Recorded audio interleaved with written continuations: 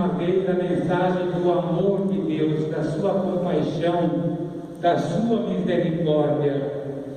Esse Deus que é só misericórdia, Ele não se lembra das nossas transgressões, Ele nos quer junto dEle. Assim foi no Antigo Testamento, como nós ouvimos no livro do Êxodo, o que aconteceu com o povo de Israel, o povo hebreu.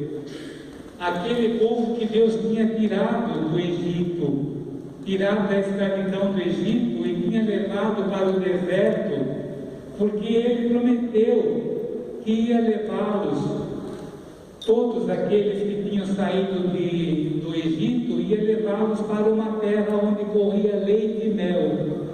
Mas nas andanças pelo deserto, algumas coisas foram acontecendo.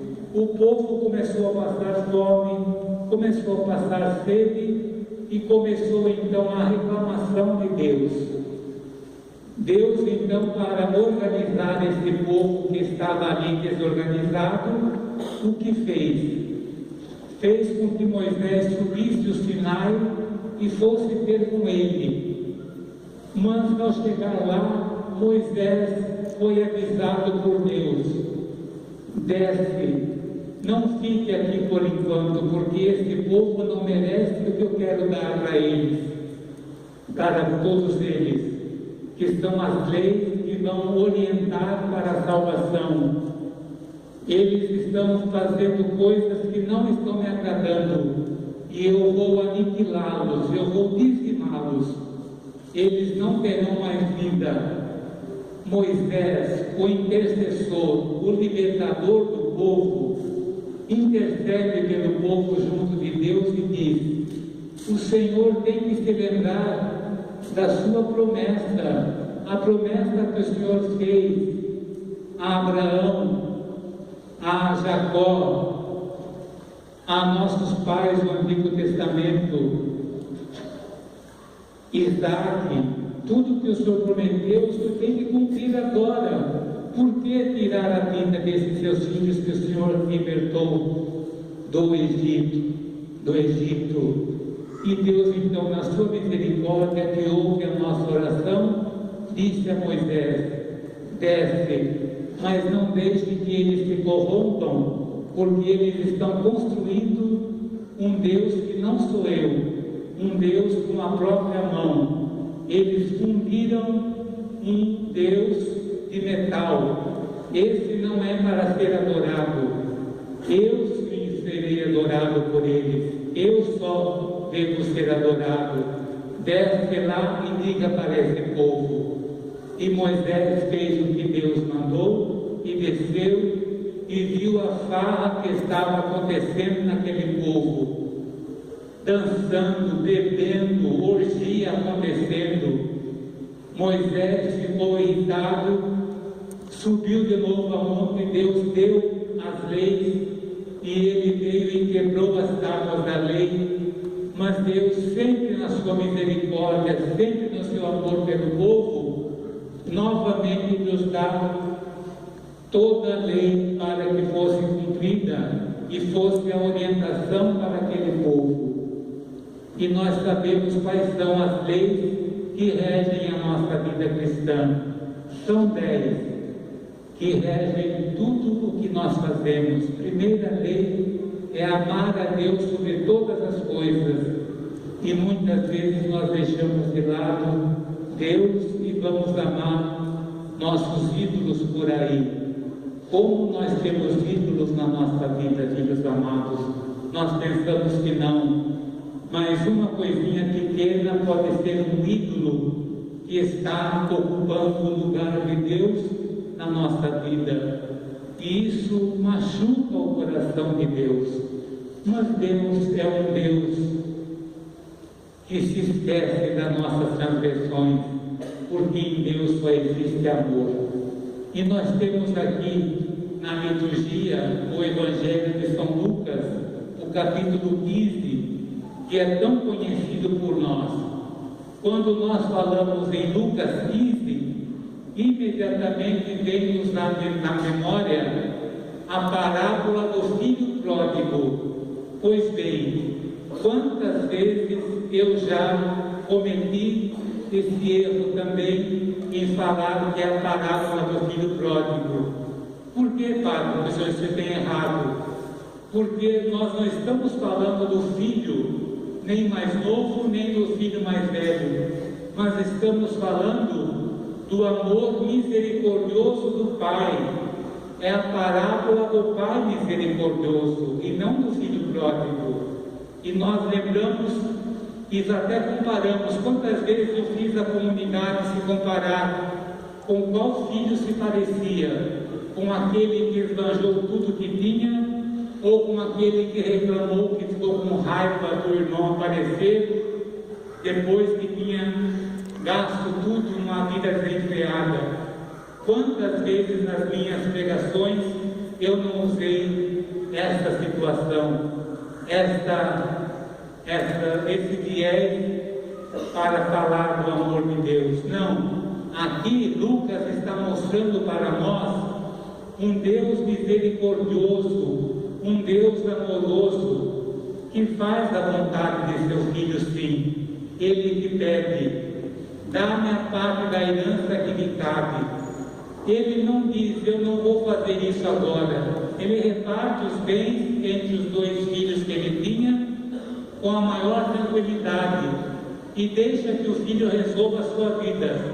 E o filho resolve sair dias depois para gastar a sua herança. E foi numa vida desenfreada que ele gastou tudo que tinha recebido como herança.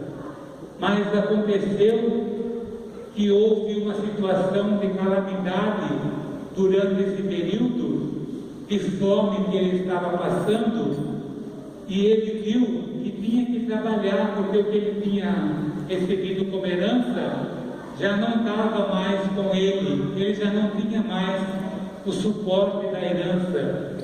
Então ele foi pedir emprego para poder ganhar alguma coisa.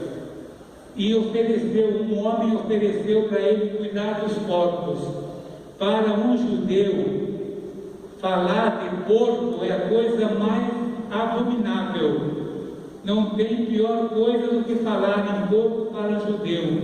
É a carne que o judeu não come de jeito nenhum, porque é imundo para ele. Para o judeu, o porco é imundo, porque vive na sujeira, então é impuro. Então foi a esse que aquele homem mandou, a esses corpos que o homem mandou o filho daquele homem, que é o próprio Deus, cuidar. E ele foi, e ele queria matar a sua fome, porque não estava aguentando mais. E ele pedia para comer as bolotas que davam para os porcos. E até isso foi negado a esse filho. Ele, não aguentando mais, disse a si mesmo, voltou-se para dentro dele e disse: quantos empregados de meu pai têm em fartura comida e pão, e eu aqui nesta miséria? Vou voltar para meu pai, vou me levantar, chega, como nós cantamos no Salmo responsorial, chega, vou me levantar, vou voltar para a casa do meu pai. Foi assim uma antecipação do Evangelho que foi cantado. E ele fez essa oração pessoal para falar com o Pai. E ele teve coragem e voltou para o Pai. Saiu daquela vida que estava levando e voltou para o Pai, porque sabia que lá na casa dos seus pais os empregados tinham que comer. E ele queria voltar como um empregado do Pai, não como um filho. Mas ele, na volta, ao longe, é tão lindo esse gesto de Deus misericordioso, que ao longe ele viu o filho voltando, porque como ele esperava a conversão desse filho, como ele esperava que o filho se voltasse para ele. E o filho se voltou, se arrependeu e voltou para ele, para casa. E ao longe, então, ele avistou o filho, saiu correndo. O pai que corre ao encontro do filho, abraça o filho, cobre-o de beijos, e não cobra nada do que o filho fez. Mas mesmo assim o filho diz: Pai, eu não mereço ser chamado teu filho, trata-me como um dos teus servos. Traga uma túnica para o meu filho, coloque o anel no dedo dele e sandália nos pés. Ele não é um escravo, é o meu filho que voltou. A dignidade de filho, por isso o manto, por isso a túnica, por isso o anel, por isso a sandália nos pés. Retomou a dignidade de filho de Deus. Então, essa parábola não fala do filho pródigo, nem do filho raivoso, irado. Fala do Deus misericordioso. É esse Deus que nós queremos aprender nessa liturgia de hoje. O Deus que é compassivo, o Deus que é clemente, o Deus que é amoroso, o Deus que é misericórdia, que é perdão. Ele não quer saber do que nós cometemos, mas Ele quer saber da nossa volta. A alegria que Deus tem quando um pecador volta para o convívio dele.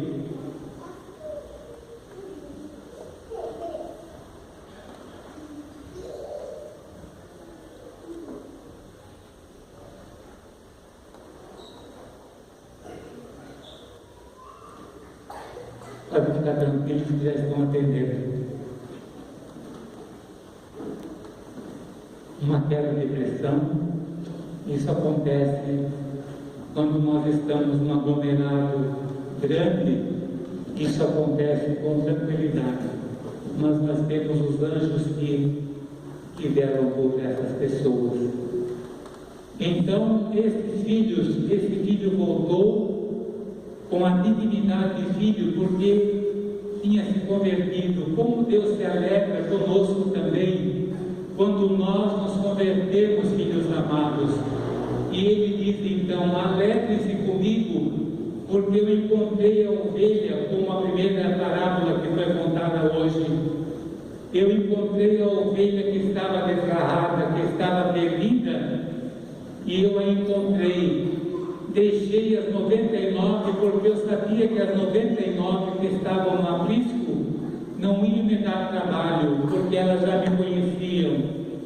Agora esse voltou porque eu fui buscar. Então alegre-se comigo. Também a mulher que perdeu a moeda de prata, ela varreu a casa, procurou por todos os lugares, encontrou a sua moeda e se alegrou, porque encontrou aquela moeda de prata que ela tanto tinha para viver com aquela moeda. Alegre-se comigo, porque encontrei a moeda que havia perdido. E a terceira parábola então: alegre-se comigo, porque meu filho estava morto e voltou a viver, estava perdido e foi encontrado. Nós não precisamos, filhos amados, nem dizer